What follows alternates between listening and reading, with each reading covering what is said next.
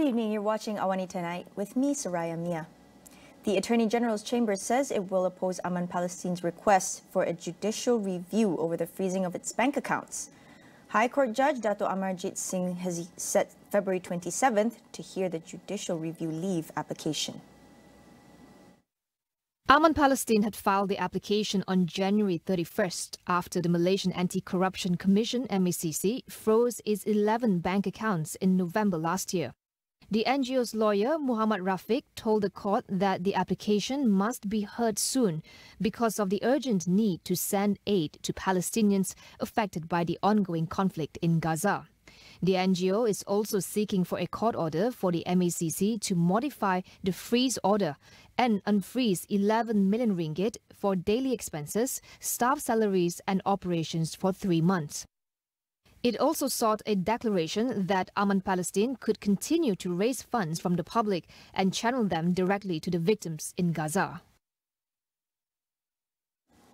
The 2,000 ringgit early incentive payment for civil servants will be made on February 23rd. According to Prime Minister Datuk Seri Anwar Ibrahim, the payment will be given to all civil servants grade 56 and below, including contract appointees. 1,000 ringgit will also be given to those in the JUSA category involving the police, fire department, armed forces and all uniformed personnel, as well as to all government retirees, including pensionable and non-pensionable veterans. Anwar, who is also finance minister, said the early incentive payment would be channeled while waiting for the Public Service Remuneration System (SSPA) review to be finalized. The SSPA review, he said, is expected to be completed within 2 months before being presented to the Cabinet for final approval. Meanwhile, the Malaysian Anti-Corruption Commission (MACC) will call all individuals related to the award of concession contract to Spanco Sdn Bhd to assist in its investigation. Chief Commissioner Tan Sri Azam Baki said they would include the former Prime Minister and Finance Minister at the time, if necessary. So we will call whoever, not only whoever, the decision maker at the time who decided to give the project to Spanco. So, as I said, that the history of the company being given the contract is one of the concern in our investigation. Termasuk Perdana Menteri? Whoever, takkan salah siapa pun. He said no charges had been made yet as the investigation was ongoing. Prime Minister Datuk Seri Anwar Ibrahim said on Monday that the government's agreement with Spanco Sdn Bhd was detrimental to the country. Last month, Azam revealed that a former finance minister, a businessman and key government officials were among those to be called in the investigation into alleged graft involving the procurement and management of the government's fleet of vehicles worth 4.5 billion ringgit. In other news, despite numerous efforts, the police has yet to find any leads in identifying the suspect in the murder of 6-year-old Zain Ryan. Selangor Police Chief Datuk Hussein Umar Han says 17 individuals were detained and 243 statements have been taken so far. Soalan kenapa susah sangat tu susah saya nak jawab. Dalam kes ni kita tak jumpa sesuatu yang kokoh ataupun solid menjurus ke arah individu yang terlibat. Itu kesulitan yang dialami oleh pihak polis. He said the police also checked with 5,786 individuals and inspected 1,613 flat units and 216 vehicles since the murder. They have taken 168 items from the scene of the crime, inspected 15 CCTV videos and carried out forensic investigations in 42 flat units. Meanwhile, the Malaysian Crime Prevention Foundation of Selangor is offering a 20,000 ringgit reward for those who can furnish any leads for the case. Zain was reported missing at noon on December 5th last year and was found dead the next day near a stream about 200 meters from his home in Idaman apartment in Damansara Damai. Although there was improvement in Malaysia's Corruption Perceptions Index CPI score in 2023 compared to the year before, there are still a number of reforms that could be made to strengthen protections against such practices. As a first step, Azrul Muhammad Khalib from Galen Center calls for the government to expedite the bill on the separation of powers between the Attorney General's Chambers, AGC, and the Public Prosecutor's Office, PP. I think this is one area that, especially in recent days, particular development linked to the issue of the judiciary, governance, and so forth, which gives us an opportunity to again repeat the call to present a bill to the Malaysian Parliament for the separation of powers between the Attorney General's Office, or AGC, and the Public Prosecutor's Office, or PPP. This is to ensure that there is clarity, there is separation of powers between these two important functions. One is basically the government's lawyer, and the other one is basically the person or the office which deals with public prosecution.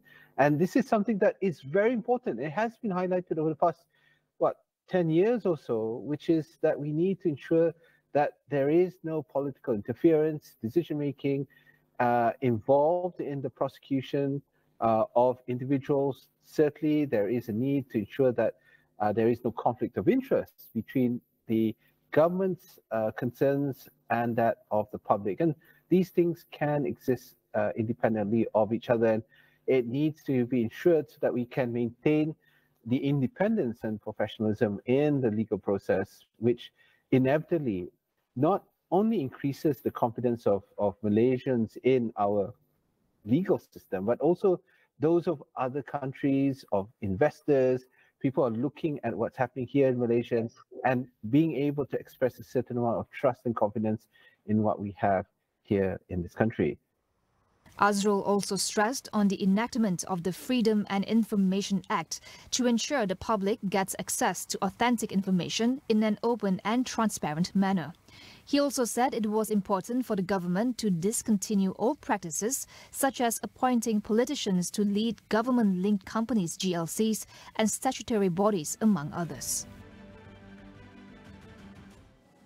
Azrul also urges the government not to delay implementing reforms in order to address the trust deficit among the public.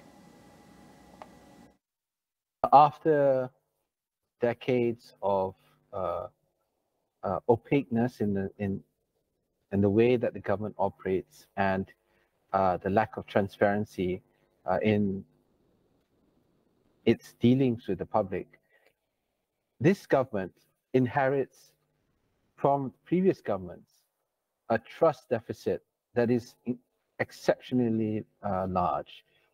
It is something that needs to be recognized, it needs to be addressed, and most importantly, it needs to be reduced. The deficit needs to be reduced, because when people do not trust their government, they do not trust anything it does, even when they are good and constructive efforts on behalf of the public.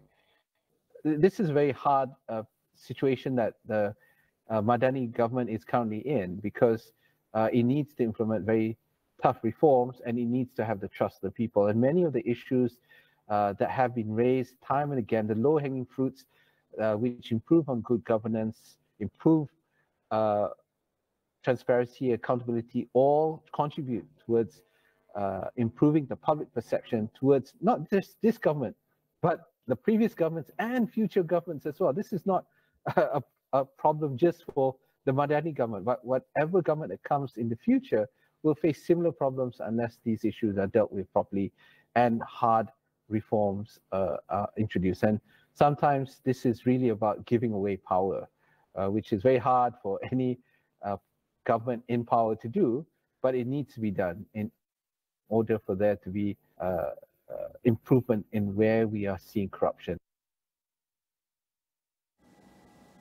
Now we'll go for a quick break. Don't go anywhere.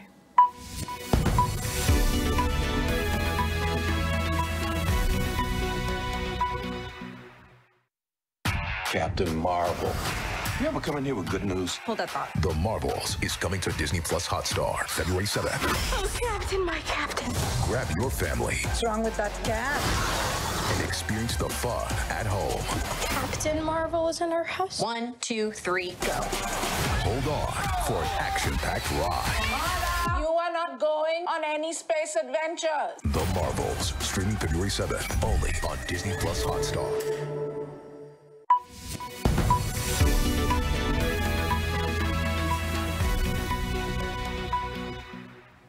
Welcome back. Police in Thailand have charged former Prime Minister Thaksin Shinawatra with royal insult, a development that could extend his current one-year conviction. This case, initiated by the military government of Prayut Chan-o-cha, cited an interview Thaksin gave a foreign media almost a decade ago.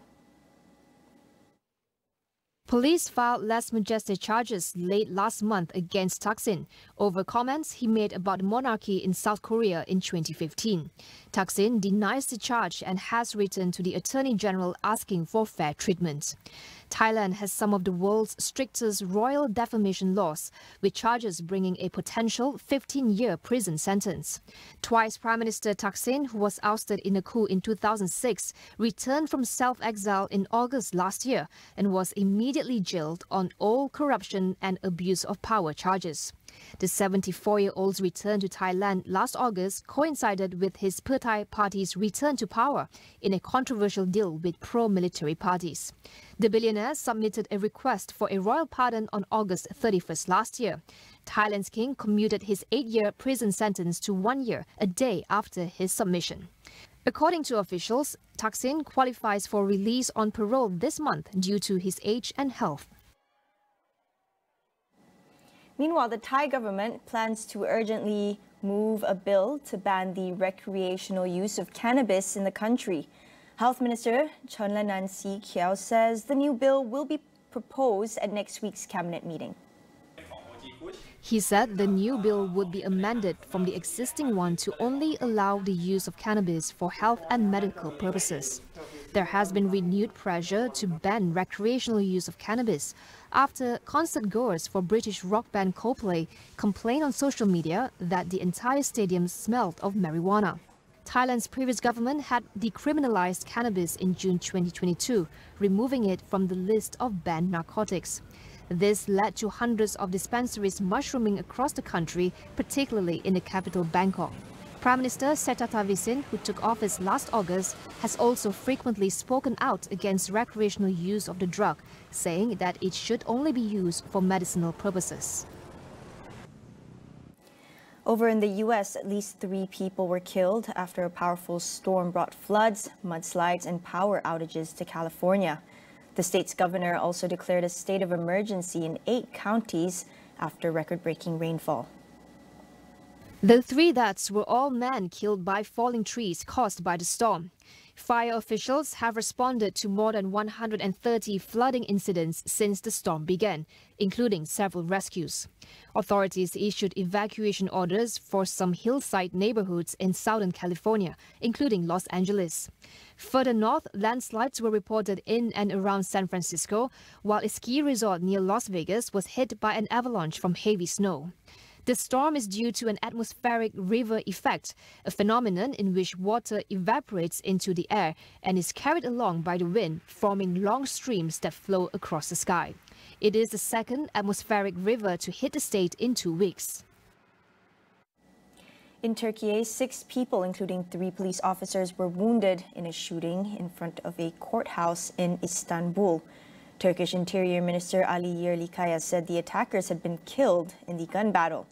The 2 shooters, a woman and man, opened fire at a police checkpoint in front of the Chaglayan court. While no party has claimed responsibility for the attack, officials have called in a terrorist act and blamed it on the Revolutionary People's Liberation Party. The leftist armed group has waged a campaign against the Turkish state since the 1980s.